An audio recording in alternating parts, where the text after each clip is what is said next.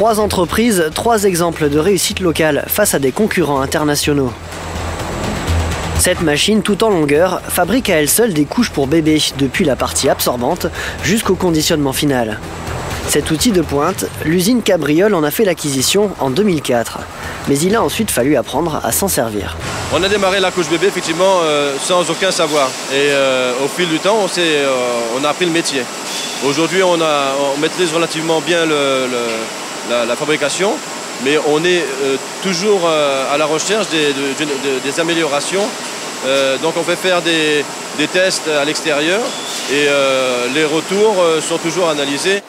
Depuis que le groupe a décidé de se lancer dans la production locale de couches, il doit faire face à un important concurrent installé depuis longtemps sur le marché mondial.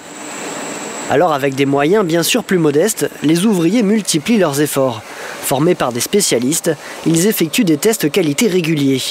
Jean-Pierre, lui, doit vérifier en permanence la bonne facture des milliers de couches fraîchement fabriquées. Moi je regarde le poids et je regarde les élastiques dedans. Il faut qu'il soit solide pour regarder si le poids est bon. Et je regarde les 3 élastiques, l'élastique intérieur. Faut que je rentre. Cette machine, prévue pour produire 250 couches par minute, est loin d'être utilisée au maximum de ses capacités. Ces opérateurs partagent leur activité avec les autres productions de l'entreprise, comme le papier essuie-tout et les serviettes hygiéniques. Compte tenu de la taille du marché de la Réunion, une activité de production de couches isolée ne pourrait pas fonctionner. Donc pour nous, nous ne pouvions le faire qu'avec nos activités complémentaires. Pour augmenter ses parts de marché face aux géants du secteur, les couches locales visent un segment bien particulier. L'idée, c'est de se positionner entre les produits bas de gamme et la marque leader, en offrant le meilleur rapport qualité-prix possible. Notre stratégie a été assez simple, finalement, c'est de produire une couche qui soit de qualité, à un prix abordable pour le consommateur, parce que c'est une promesse qui est importante. Les clients ont besoin d'une couche qui fonctionne et on s'efforce de maintenir ce standard de qualité. Une stratégie qui paie, puisque les ventes sont en constante augmentation.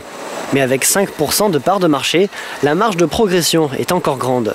L'entreprise estime pouvoir multiplier par 5 ses chiffres de vente et faire ainsi un peu plus d'ombre à son imposant concurrent.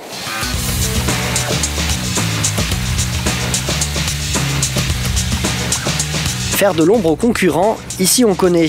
De cet atelier de production, il sort de nombreuses variétés de ketchup et de mayonnaise pays. Les recettes ont été créées sur place et sont même jalousement gardées. On fait des petites pesées pour les arômes. Ne pas se tromper non plus, c'est au gramme près quoi je veux dire. Donc voilà.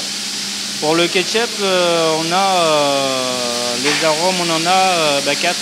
Ça dépend pour quelle recette. On a tous les secrets là. Oui, c'est pour ça on est obligé de mettre la main que vous. C'est pas comme Masterchef et tout. Vous donne pas les ingrédients qu'il y a avec. Voilà. C'est secret confidentiel. Et oui. Le succès sur le marché réunionnais, ça se joue parfois à des détails, comme celui contenu dans cette petite fiole. Ça c'est du piment très concentré, comme dit ici à La Réunion et tout, il poivre bien quoi, donc c'est pour faire du ketchup pimenté. L'entreprise diversifie ses produits, avec un but avoué, proposer une gamme sur mesure aux clients réunionnais. On propose des produits spécifiques au goût réunionnais, des ketchup pimentés, des mayonnaises au combava, au citron gingembre. Donc c'est des produits qui plaisent et qui, puis avec notre marque, on a une réelle légitimité à proposer ce type de produit à La Réunion. Deuxième sur le segment de la mayonnaise et du ketchup, l'entreprise Corbeil d'Or s'est elle aussi appuyée sur ses activités principales pour lancer sa marque.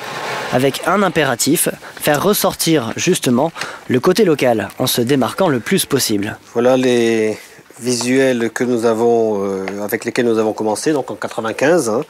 On a démarré sur des tubes, puisque c'était les références leaders, et on a cru bon de partir sur des références aromatisées, goût créole, citron épicé, combava.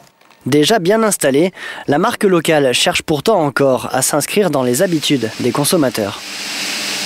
Les gens marquent sur leur leur liste de courses de la mayonnaise avant de marquer la marque. Voilà, donc l'idée c'est lorsque le consommateur va en magasin qu'il se rappelle de notre marque et qu'il a peut-être éventuellement goûté notre produit dans un magasin ou chez un ami et qu'il puisse après penser à nous, quoi.